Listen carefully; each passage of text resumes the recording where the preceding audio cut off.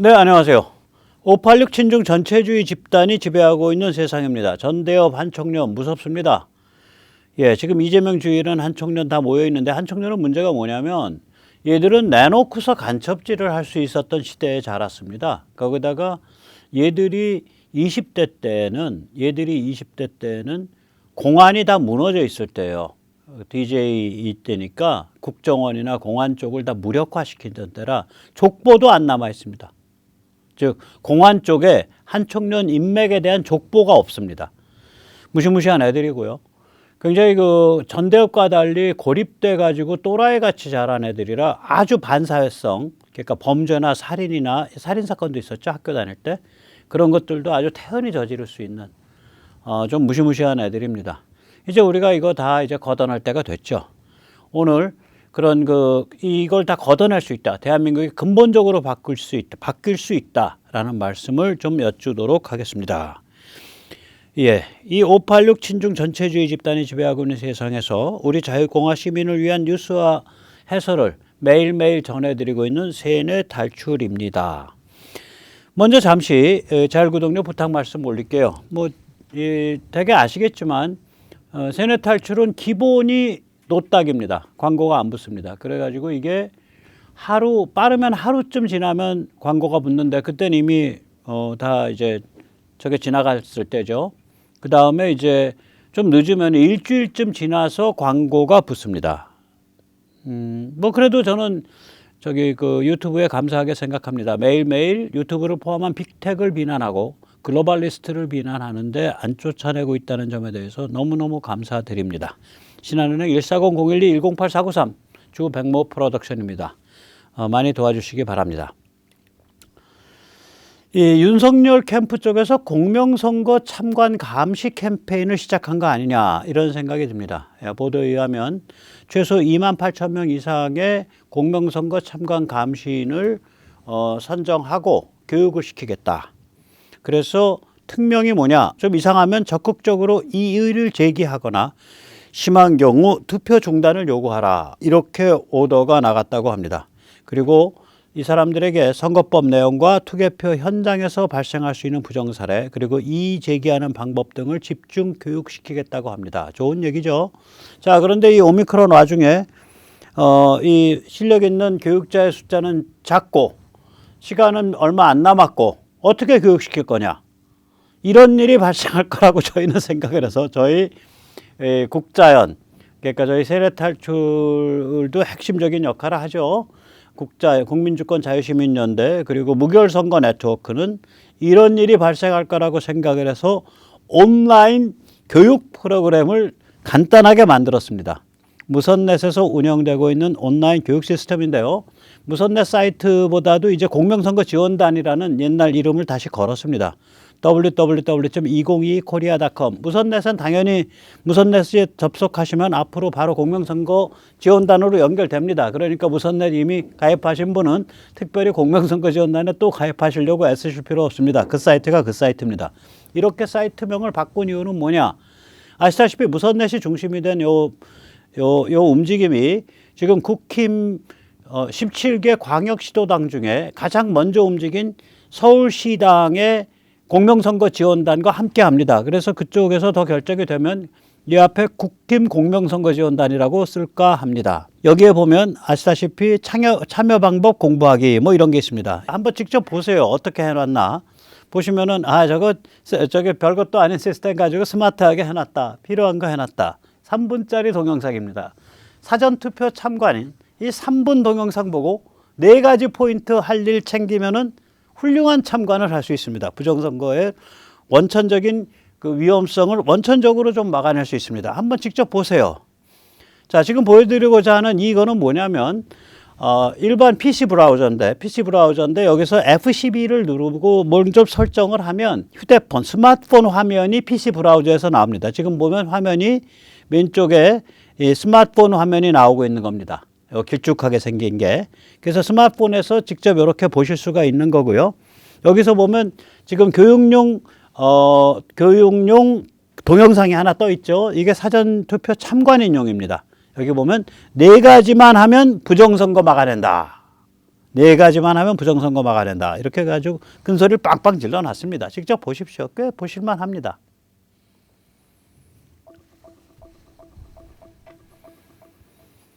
사전투표제도에 허점을 막아내고 개표를 정확히 하면 공명선거가 이루어집니다. 이를 위해서는 사전투표 참관인의 역할이 정말 중요합니다. 참관인께서 다음 네 가지만 하면 부정선거를 막아낼 수 있습니다. 첫째, 사전투표소의 투표관리관이 투표지에 반드시 사인을 날인하도록 설득해야 합니다. 공직선거법 제158조 3항에는 투표관리관이 사전투표지에 자신의 도장을 날인하도록 되어 있습니다. 그런데 선관위는 내부규칙 제84조를 통해 투표관리관의 인감 이미지를 중앙선관위 컴퓨터에 저장하여 투표지에 출력할 수 있도록 만들어버렸습니다. 이는 행정규칙으로 법을 위반하는 행태입니다. 법대로 투표관리관이 자신의 도장을 찍어야 합니다. 이는 불순범죄 세력에 의한 가짜 표를 만들어 부어넣는 부정행위를 원천적으로 차단시킵니다. 둘째, 관내 투표자와 관외 투표자를 개수해야 합니다. 투표관리관이 협조하지 않더라도 공식 개수로는 인정되지 않더라도 참관인께서는 이를 개수하셔서 www.2022korea.com에 로그인하여 입력해 주십시오. 스마트폰에 어플을 깔면 두 개의 개수기를 하나의 화면에서 작동시킬 수 있습니다. 안드로이드에서는 멀티카운터라는 어플이고 아이폰에서는 타위 올띵스 카운터라는 어플입니다. 전국 사전투표소에서 보고되는 개수 정보가 집적되면 전체 관내 사전투표자 수가 집계됩니다. 이는 불순범죄 세력에 의한 가짜 표를 만들어 부어넣는 부정행위를 원천적으로 차단시킵니다. 셋째, 철저하게 신분증을 확인해야 합니다. 신분증 확인 데스크의 투표 사무원을 보호하기 위해 아크릴판의 키를 높게 키워줘야 합니다. 사전투표소의 투표관리관과 투표사무원이 선거인에게 주민증, 여권, 운전면허증을 요구하도록 설득해야 합니다. 선거인으로 하여금 마스크를 내리게 하여 신분증의 사진과 비교하도록 설득해야 합니다. 오미크론이 기승을 부리고 있기 때문에 신분증 확인 데스크에서 근무하는 투표사무원 앞에 아크릴 보호판의 키를 높게 키워줘야 합니다. 아크릴판이 충분히 높지 않으면 빳빳한 투명 필름을 준비하여 아크릴판에 덧대도록 만들어야 합니다. 넷째, 봉인 직후 상태를 촬영해서 www.2022korea.com에 로그인하여 업로드해 주십시오. 대표 참관인께서 현물 투표함과 촬영 이미지를 대조 검증할 수 있습니다. 현재 봉인지는 떼었을 때 행랑식 투표함에 아무 흔적이 남지 않는 깔끔 제거형입니다. 원래는 잔류 파쇄형이 돼야 합니다. 또한 원래는 봉인지 한 장 한 장에 일련 번호가 있어서 봉인지 사용 기록 장부를 만들어야 합니다. 현재는 이 같은 관리가 전혀 이루어지고 있지 않습니다. 더욱 심각한 문제는 봉인하는 사람과 개함하는 사람이 전혀 다르다는 점입니다. 참관인들께서 나서셔서 봉인 직후 상태를 촬영해서 2022korea.com에 업로드하는 캠페인을 펼쳐야 합니다. www.2022korea.com에 가입하셔서 힘과 지혜를 모으시면 대한민국을 구할 수 있습니다. 네, 괜찮죠? 나름 한 3분짜리 3분 뭐 이짝저짝 되는 건데 이제 소프트웨어가 조금 더 발전하면은 요 화면이 좀 바뀝니다. 부분적으로 좀 더 스마트하고 좀 더 단순하게 만들려 그래요. 지금 이 2022 코리아에 있는 그 기능들을 예를 들어서 지금은 봉인 상태를 촬영해 가지고 촬영한 카메라 이미지를 2022 코리아에 다시 접속해서 업로드하는 방식인데 그렇게 안 하고 2022 코리아에 접속한 상태에서 메뉴를 누르면 바로 카메라가 불려 올라져서 찍으면 바로 그냥 자동으로 업로드 돼 버리는 뭐 그런 방식. 또 카운터도 아까 그 계수하는 것도 지금은 무슨 뭐 그 예를 들면 멀티 카운터 같은 안드로이드 폰에서는 그런 앱을 다운로드 받아서 거기서 카운팅 한 다음에 카운팅한 숫자를 옆에다 적어 놓고 다시 그 여기서 2022korea.com에 접속을 해서 그 숫자를 입력을 손가락으로 해야 되는데 그게 아니라 2022코리아에서 화면 펼쳐놓고 띡띡띡띡띡띡띡 누르고 있으면은 땡 이렇게 하려고 합니다. 이게 이렇게 하려고 해요. 그래서 좀 몇 가지 그런 그 굉장히 파워풀한, 굉장히 그 강력한 그 기능을 좀 생각 중입니다, 지금. 그래서 그 강력하고 단순한 기능들을 생각 중이라서 좀 뭐 서로 이렇게 좀 재밌게 할 수 있지 않을까 그런 생각을 합니다. 자, 이제 그건 그렇고요. 여기서 이제 시험 보기 뭐 여기서 이제 하고 나면 시험 보기가 있어요. 시험 보기 한번 해볼까요? 시험 보기를 이렇게 누르면 예, 이렇게 시험 보기 나오죠. 제가 아까 4번까지 시험을 봐봤기 때문에 5번에서 시험 문제가 나옵니다.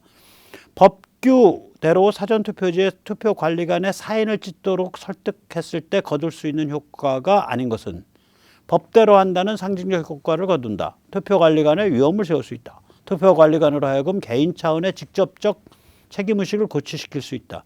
가짜 투표지를 위조하는 것이 힘들어진다. 투표관리관의 위험을 세울 수 있다. 이런 게 아니겠죠. 그렇게 해서 상당히 까다롭습니다. 어떤 문제들은 15개 정도 물어요. 3분을 하고 나서. 그러니까 3분을 한 두세 번 봐야겠죠. 그 시험을 다시 보고 이래야 됩니다. 그러면 1번은 3번 찍고 뭐 2번 문제는 5번 찍고 할 수 있냐? 2번 문제는 4번 찍고 이런 식으로 왜소할 수 있냐? 죄송합니다. 이 문항이 제기되는 순서가 펼칠 때마다 달라집니다. 그래서 그거 2번 문제는 말이야 3번 찍으면 돼 했다가는 다 꽉 납니다. 네, 그렇게 좀 짓궂게 만들어 놨습니다. 이런 거라도 해야 뭐 운동하는 것 같죠. 자, 다시 한번 돌아가겠습니다. 이렇게 해서 무선넷이 지금 온라인 시스템, 교육 시스템 만들고 있고요. 내주 초, 그러니까 2월 10일경부터는 이게 아주 잘 돌아갈 겁니다. 그러니까 국힘에서 혹은 다른 단체에서 만약에 또 다른 이거 하시는 데서 지금 이 오미크론 상태에서 전국 각지에 있는 사람들을 어떻게 교육시킬 거냐. 여기서 접속해서 그 인증받아라. 거기서 교육받고 시험 받고 시험 점수 뭐 이를 사전투표 참관인 시험이다. 그러면 15개 문항 중에 뭐 해서 70점 이상 맞아야 된다. 뭐 이런 그런 거를 여기서 이제 저걸 해야겠죠. 예. 15개 중에 뭐 10개 이상 맞아야 된다. 뭐 이런 거죠. 그래서 그렇게 좀 재밌게 우리가 운동을 해봤으면 좋겠습니다. 또 뿐만 아닙니다. 이렇게 이제 단순화시키다 보니까 두꺼운 매뉴얼이 필요가 없겠더라고요. 단순화시킬 수가 있어요. 그래서 개표 참관인 매뉴얼 3가지 포인트밖에 없어요. 그래서 셋만 하면 이긴다. 이게 개표 참관인 매뉴얼인데 이게 전단 형식이에요. 시원하게 A3를 이렇게 두세 번 접을 수 있게 디자인할 겁니다. 이건 지금 A3를 A4로 접게 해놨는데 제가 좀 바꾸라 그랬어요. 그냥 A3를 3등분으로 해서 접게. 그럼 좀 더 길쭉한 편지 봉투 모양이 나와서 조금 더 세련돼 보입니다. 어쨌거나 개표자 셋만 한다. 그 다음에 예를 들면 사전투표 참관이 4가지 하면 된다. 4가지 하세요. 그러니까 종이 한 장이에요. A3 종이 한 장이에요. 그러니까 할 일이 단순해지죠. 그 다음에 예를 들면은 저기 어디야 이 동책임자.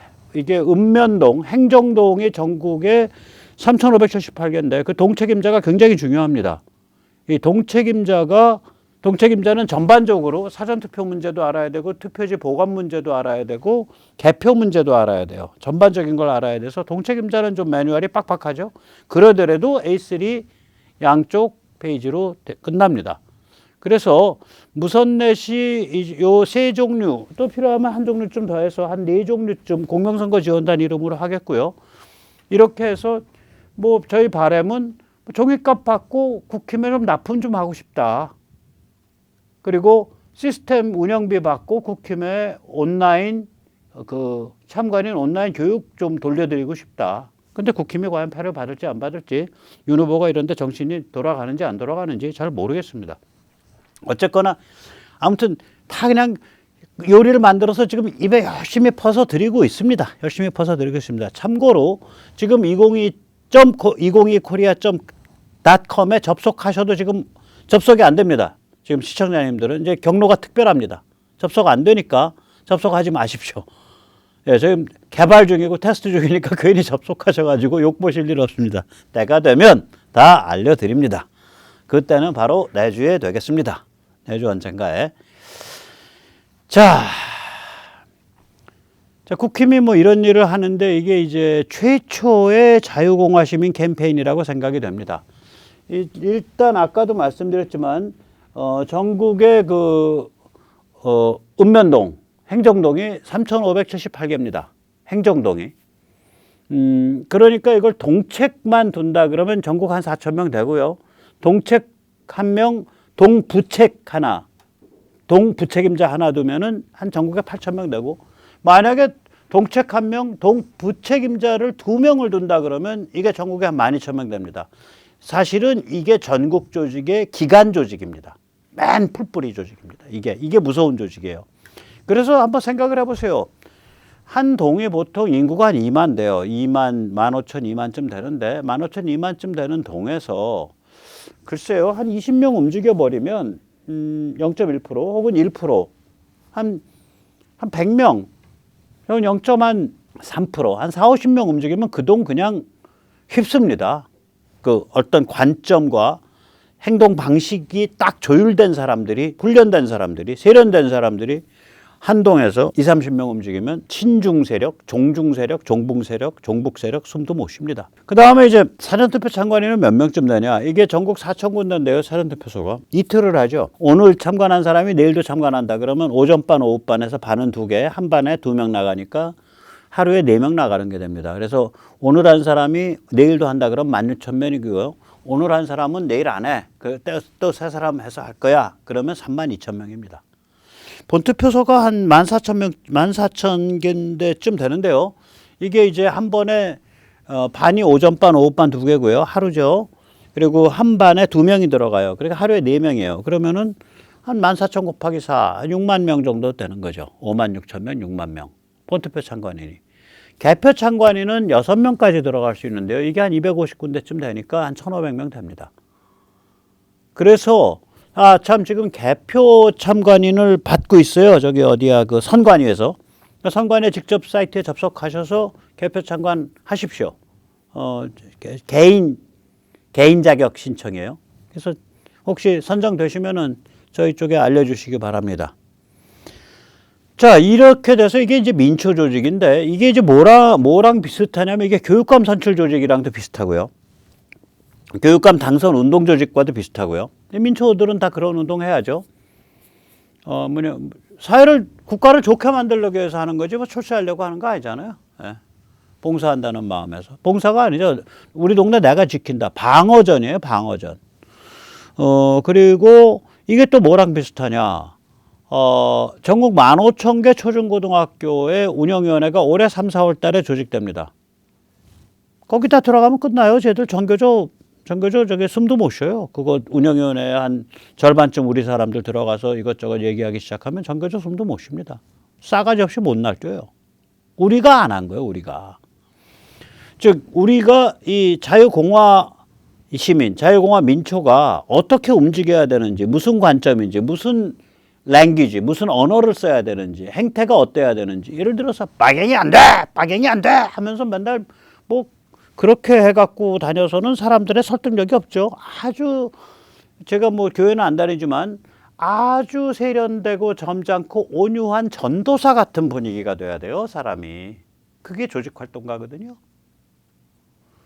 자, 이렇게 끌어오르는 민초랑 국힘 있죠. 국힘, 이 대한민국 당, 대한민국의 그 정통성을 계승하고 있는 당이죠. 이 대한민국 당과 그 끌어오르는 민초가 결합한 적이 있냐? 유신 이후에 없습니다. 공화당 때는 있었어요. 또 자유당 때도 있었고 없어요. 오히려 뒤로 오면 유신 이후로 70년대 초 이후로. 유신은 권위주의 정부니까 당연히 없죠. 신군부는 뭐냐? 신군부 좋은 일 했죠. 위대한 타협하고. 그러나 군부란 말이에요. 이게 태생적 약점과 원죄가 있다고요. 군부가 나서서 국가를 비상한 상태에서 장악을 한 거기 때문에 태생적 약점과 원죄가 있어요. 따라서 민초와 결합 못하죠. YSDJ 민초랑 결합 잘하는 것 같지만 이 자들은 보수 정치입니다. 완전히. 뭐죠? 호남 사람들이 하는 말 있잖아요. 선상님께서 빗주락을 세워놓고 이것을 찍으라 하면은 저희는 찍습니다. 뭐 이런 말 하잖아요. 그러니까 보수 정치 그거예요. 보수 정치. 노무현은 뭐냐? 좌파 스타일의 포스트 보스 정치를 한 거죠. 좌파는 이게 네트워크가 되어 있으니까 보스 정치가 끝난 이후에 딱 모델을 하나 만든 거예요. 그러니까 노무현에 대해서는 우리가 이제 그 왼쪽 오른쪽을 떠나서 저게 그 파퓰리즘에 바탕한, 저는 파퓰리즘 좋게만 하면 문제가 없다라고 봐요. 예를 들어서 파퓰리즘이라는 건요, 대중에 끌어올리는 대중의 움직임과 결합을 해서 그 대중의 욕망을 창조적으로 해소시켜 주는 거예요. 창조적으로. 예를 들면 헨리 포드가 숨졌을 때 경영학의 아버지 피터 드라카가 월스트리트 저널에 발표한 조문의 제목은 뭐냐면 The Great Populist, 위대한 파퓰리스트였습니다. 헨리 포드 이전에 자동차라는 건 호사가들, 잘 사는 사람들의 취미생활 물품이었어요. 사람들 보면서 야, 저거는 뭐 나도 한번 몰고 싶다라는 욕망이 있었다고요. 그걸 헨리 포드가 대량 생산을 통해서 가격을 왕창 낮추고 품질은 높이고 그렇게 해서 대중화시켰다고. 그 자동차라는 물건을 얼마나 대중화시켰냐. 이게 완전히 헨리 포드의 자동차가 자동차 시장을 독점을 하니까 국회가 잘난 체한다고 국회의원들이 의회에 불렀어요. 의원들이. 그래가지고 헨리 포드에 시비를 걸다가 안 되니까, 당신은 말이야, 어떻게 당신네 회사는 그 모델 T의 검은색밖에 안 만들어? 왜 사람들의 그 창의적인 상상력과 사람들의 그 자유로운 선택의 폭을 그렇게 당신 마음대로 제한하고 그런 짓을 하나? 하고 이제 의원들이 헨리 포드를 쪼으니까 헨리 포드가 의원을 딱 쳐다보면서 한 말이 있습니다. 미국 대중은 분명히 선택의 폭을 갖고 있습니다. 저희 회사에서 공급하는 검은색 모델 T 자동차를 모시든가 아니면 자동차를 안 모시면 됩니다. 자동차를 안 몰 자유가 있다 이거. 나는 대량 생산해야 되겠고, 대량 생산해야 되니까 모델을 줄여야 되고 색깔도 줄여야겠다 이거야. 나는 검은색 모델 T밖에 안 팔겠다 이거예요.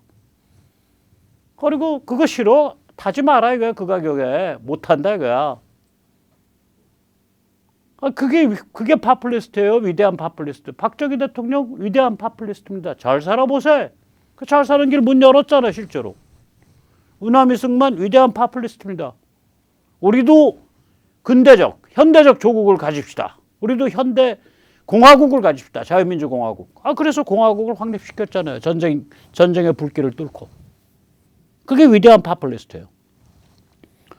이 노무현은요, 뭐 그렇게 위대한 업적은 없는데 일단 파퓰리스트죠. 그 대중을 그 정서를 잘 자극해서 이렇게 했죠. 그렇게 해서 어떤 정치 모델을 처음으로 확립시킨 사람이에요. 무슨 모델? 파퓰리즘에 바탕한, 별로 위대하진 않지만, 비록 위대하진 않지만 파퓰리즘에 바탕한 포스트 보스 정치를 확립시킨 사람인데, 이게 이제 이쪽에 와서는 이게 안 된 거예요. MB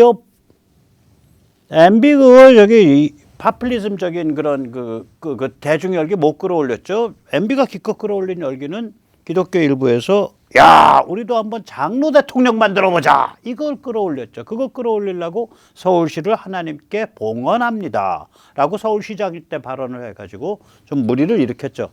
일부러 겨냥하고 그렇게 한 겁니다. 기독교 표 얻어내려고. 저는 장로고요. 저는 신심이 높습니다. 이래가지고 이제 표 얻어내려고. 그러니까 포스트 보스 정치인데 MB는 결국 뭐였냐? 권력 나눠 먹기였어요. MB 핵심 권력 진영 안에서. 박근혜 대통령은 좀 특이합니다. 박근혜 대통령은요, 다시 보스 정치로 돌아간 면이 있어요. 박정희라는 위대한 보스의 아우라를 두르고 나왔기 때문에 박근혜 대통령은 유사 보스 정치입니다. 유사 보스 정치인데, 그렇다 해서 박 대통령이 보스처럼 막 사람 싣고 그랬냐? 아니에요. 교과서 수첩대로 FM대로 한 분입니다. 그러니까 자기 자신의 정치적 파워는 보스급인데, 걸어다니는 500만 표, 걸어다니는 1000만 표, 이게 보스거든요. 1000만 표면은 3,500만이 만약에 투표한다. 3천만이 투표한다. 30%를 갖고 다니는 사람 아니에요. 투표자의 30%를. 3천만 정도가 투표한다고 하면. 그게 보스거든요.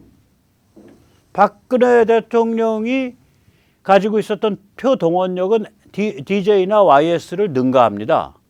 그 보스인데, 본인은 보스 기질이 없어. 돈도 뒤에서 거래하면서 저게 쭉 심기도 하고 뭐 기업도 저기 뭐야 돈 되는 기업도 쪼물락쪼물딱 하고 저기 테헤란로에 돈 왔다 갔다 하는 것도 쪼물딱쪼물딱 하고 코스닥 상장도 시키는 거 쪼물딱쪼물딱 하는 그런 그 은큼한 놈들이 돌아다니고 아마 DJ 진영에는 그런 사람들이 많이 돌아다녔죠. 그래서 DJ 때 그 IMF 아중타고 특정 기업 사람들이 특정 지역 사람들이 테헤란로를 거의 접수하다시피 했죠. 그래서 지금도 그 인맥들이 많이 남아 있습니다. 그때 힘잡은 인맥들이. 박 대통령은 자기 파워로 보면은 지지 기반 파워로 보면 초대형 보스급인데 패턴 자체는 교과서에 적힌 대로 수첩에 적힌 대로 FM대로만 한 거예요. 아주 특이한 케이스예요. 그러고 나서 박 대통령이 탄핵을 당하고 나서 둘로 갈라졌죠. 자, 이쪽은 뭐냐? 패턴이 다릅니다. 이쪽은 저기 자유한국당 뭐 이쪽은 뭐냐면 조중동과 새끼 보스들 연합체예요. 무슨 홍준표, 김무성, 유승민, 뭐 박형준 이런 조중동과 새끼 보스들 연합체. 조중깡정, 조선중앙과 깡통 정치인. 조중깡정이라고 제가 얘기하는 거죠. 이쪽은 그렇게 그 짓을 했고 저쪽은 뭐냐? 종북 시대. 전대협 한총련 전성시대를 만들었죠. 전성시대를. 그럼 이제 요번에 말에 윤석열이 당선되면 어떻게 되냐. 이제부터 뭐냐 이거지. 그래서 저는 윤석열 캠프가 지금 이 자유공화 시민을 이렇게 활성화시키는 캠페인, 이 공명선거를 위한 참관 감시 캠페인 이런 걸 태핑을 하고 부추겨야 된다.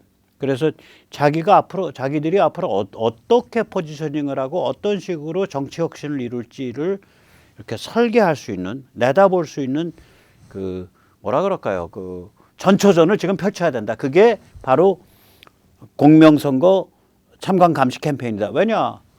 그런 거 말고 지금 무슨 뭐 지자체에 직접 윤석열 캠프 내지 뭐 윤핵관이라지 윤석열 본인이 만약에 지자체 거긴 누구요? 뭐 저기 뭐야 보궐 국회의원 선거 종로구는 누구요? 뭐 서초구는 누구? 이랬다간요. 그 국힘의 쪽에서 조중동 국힘이 다 칼 뽑고 덤비면서 그 다음엔 다 김건희가 낙점했다. 그러고 막 윤석열 뒤에다 칼질해요. 그런 걸 못 한다고. 국회의원 선거구에 사람 하나 제대로 못 보내요. 민초 조직 하나 제대로 못 해요. 거기 가서. 안 건드려야 돼. 왜냐? 국힘이라는 건 정치 자영업자 네트워크입니다. 정치 자영업자 네트워크. 내 선거구 내가 먹는다. 이런 사람들끼리 쫙 모여 있는데 이 사람들 가서 밑에서 대중조직 잘못 건드리면 야 네가 뭔데 우리 지역에 와서 대중조직 건드려 하고 퍽 하고 적개심을 갖고 덤벼요. 그런데 출마 당사자로서 내 표를 지키기 위해서 지금 시민이 끌어오르고 있으니까 공명선거 참관 감시 캠페인, 선거법 개정 캠페인의 물꼬는 내가 트겠다. 명분이 닿잖아. 누가 뭐라 그래? 선거는 코앞에 닥쳤는데 다행히 선거가 코앞에 닥쳐서 준비를 못하고 있는데 준비는 저희 같은 놈들이 했으니까 돈 조금 쓰시고 그냥 갖다 쓰십시오. 뭐 없으시면 안 받겠습니다. 국힘이 돈이 없으시면 안 받겠습니다. 자, 그래서 지금부터 이제 대한민국이 엄청난 변화로 들어갑니다. 대한민국 바뀝니다. 완전히 바뀝니다. 완전히 바뀌는데 이 바뀌는 폭이 언제보다 크냐? 160년 전보다 더 역동적이고 더 깊다고 봅니다. 160년 전은 1860년을 얘기하는 거예요. 그때 뭔 일 벌어졌는데 유럽 열강의 동아시아 진출이 그때 본격화됩니다. 그걸 서세 동점, 서쪽의 세력이 동쪽을 먹어 들어온다. 그래서 서세 동점이라고 부르죠. 또 러시아가 남하를 본격화합니다. 그 무렵에. 그래서 한반도 일대에서 영국과 러시아가 고도의 긴장을 벌여서 저게 1880년대에 거문도조차 실패 사건. 영국이 천문학적 돈을 주고 거문도를 빌리자 그랬죠. 왜냐하면 거문도를 빌리면 그 당시에 이미 러시아가 이쪽엔 다이렌, 여순을 먹었고요. 저쪽에는 블라디보스톡을 먹었기 때문에 이 서해 쪽에 다이렌에서부터 서해로 나오는 그 함대하고 블라디보스톡에서부터 동해를 타고 남쪽으로 내려오는 함대를 이 영국이 카바할 수가 있었어요. 거문도가 그런 위치예요. 거문도가 지금 따지면은 여수와 큐슈 사이쯤 되죠. 여수 쪽에 가깝지만 아주 그 핵심적인 요충지고 그게 저기 어디야 저 우리 저기 이순신 장군이 많이 사용했던 요충지죠. 그 거문도가. 그래서 그 거문도 빌리자고 했더니 그 당시에 이제 그 저기 어디야 그 빌어먹을 그 이간의 왕실 이가 왕실이 저는 빌어먹을 이가 왕실이라 그럽니다. 그 비거리 빌어먹을 이가 왕실이 세상 어떻게 돌아가는지도 모르고 도리도리 고개 젓고 안 합니다 하고 했죠. 그리고 이제 몇 년 후에는 이제 저기 그 러시아에 가서 줄 섰죠. 예. 그리고 나라 말아먹은 거죠. 자, 그런데 이 시기에 또 뭐가 있냐. 일제는 약진을 해죠. 메이지 유신. 메이지 유신의 정신은 한마디로 말하면 화혼양제입니다.